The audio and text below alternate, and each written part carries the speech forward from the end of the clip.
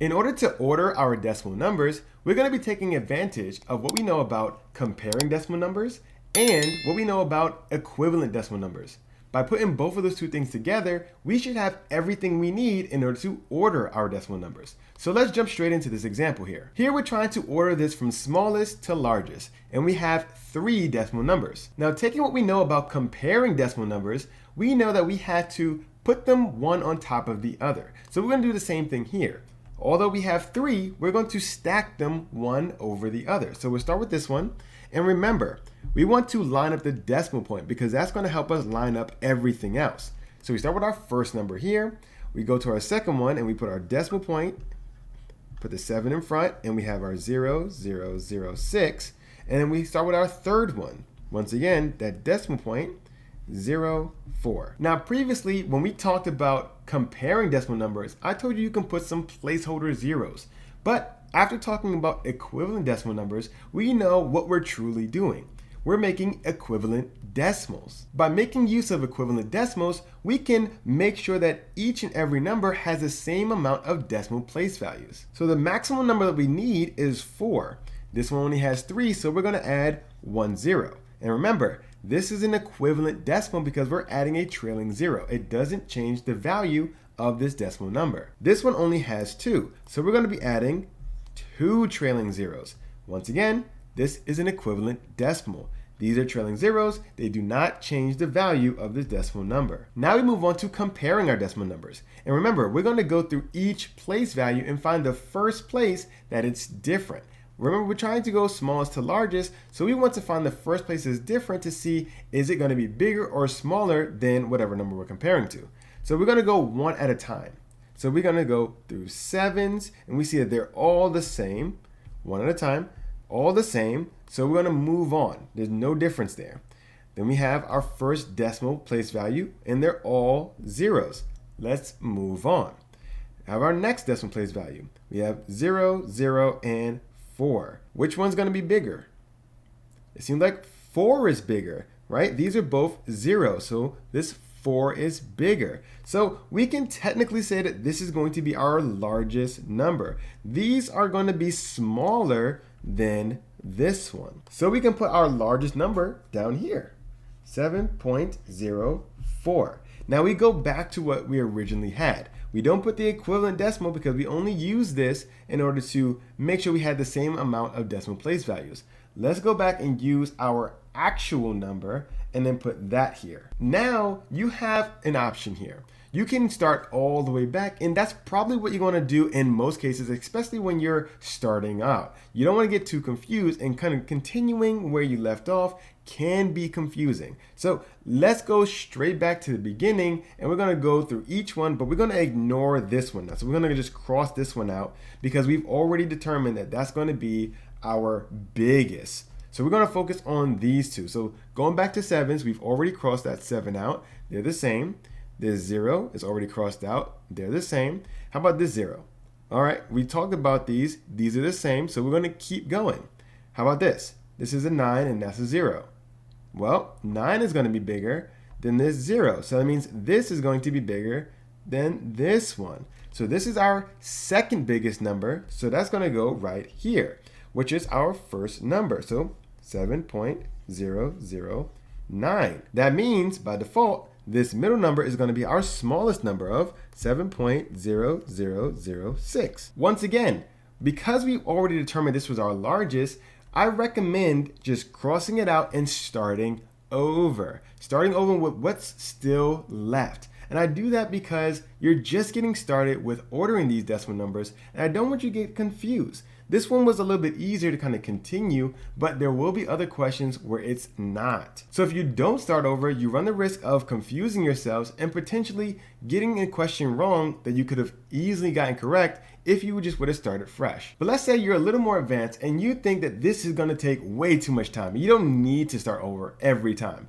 You want to go and do it all at once. You want to order these all at once without wasting any time. Well, I have a method that just might be what you're looking for. Let's check out our next example. Let's say we have this question here.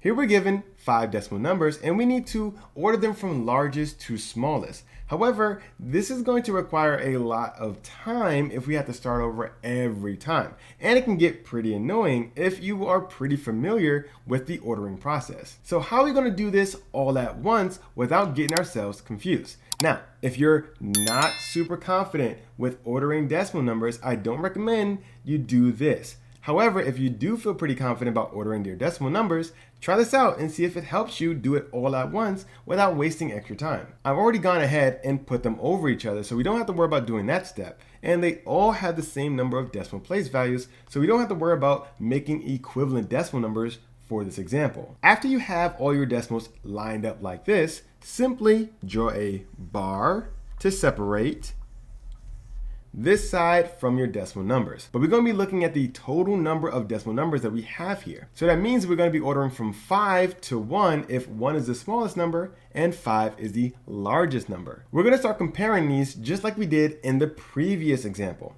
So we're going to go down and see, are there any differences?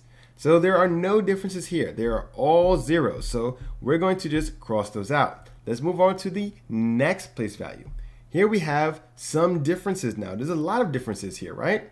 So we have a 2, a 1, a 5, a 2, and a 5. Now we know our 5s are going to be our biggest numbers here, right? 2s and 1s are not going to be bigger than 5s. And we know we have a maximum of 5 numbers. So we're going to say this is a 5 and this is a 5. And that's only because we don't know necessarily at this point which one of these two are bigger. So we're giving them both 5, but we know we're going to change that later. One of these is really going to be a 4, but we don't know yet.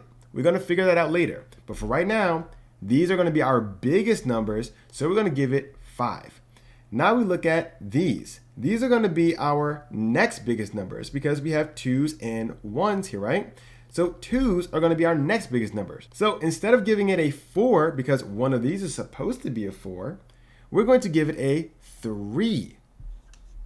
We're going to give both of these a 3. Now these are what we call placeholders. And finally, we know that this is going to be our smallest number. So now let's keep going and see if we can determine which one of these is really a 4 and which one of these is supposed to be a 2. So we look at this, and we don't need to look at this one anymore because that's already going to be our smallest. So we have a 0, a 6, a 2, and a 6. Now we're supposed to be comparing our 3s to our 3s and our 5s to our 5s. So let's look at that. 3s to 3s. We didn't know which one is truly supposed to be our 2 over here. So let's find out. 0 and 2. Which one's bigger? Which one's smaller? Well, this 2 is going to be bigger, so that is going to be our 3, and this is going to be our 2. 3 is going to be bigger than 2. 2 is bigger than that 0. All right, how about this? We're going to be comparing our 5s. Which one of these is truly going to be our 4 here? Remember, we're trying to order it over here. Well, these are both 6s, so we can't tell. So let's move forward. But once again, we don't need to worry about these anymore. So we have 6s, now we move over here. We have a 1 and a 4. Which one's going to be bigger? Well, this 4 is going to be bigger, right? 4 is going to be bigger than 1. So we know that this is actually going to be less than this one. So this is our true 5. This is the biggest number. And 4 is going to be a little bit smaller than this number. Now we know which one's going to be our smallest, which one's going to be our biggest, and we know everything in between. So because we're going largest to smallest, we want our largest number up here and our smallest number down here. Well, our largest number is going to be what's at 5. So we're going to say 0.5645. Then we're going to look at our next largest number, which is 4, which is going to be 0.5611. Now our next largest, which is 3, which is 0.2280. Then 2, 0.2059. Finally, our 1. 0.1097. Now we've ordered from largest to smallest, and we did it all at the same time. Now once again, we had to put some preliminary numbers out because we didn't know the true order. We knew that it was going to be between these two from being our biggest number, hence they got 5. We knew that these are going to be compared to each other because they both start with 2s, but we don't know which one's bigger. However, we know 4 is already taken because one of these has to be 4. And we know that one of these will have to be 2, so we know that the only one left over is going to be this 1 here. So once again, if this confused you, no worries. You can always do it the first way we talked about and do it one at a time. This is just meant to save you a little bit of time, but it doesn't matter if you save time and still get it wrong. So make sure you do what's comfortable for you. Well, thank you for watching. I hope you learned something today. And if you did, be sure to leave a like and hit the subscribe button. See you again next week.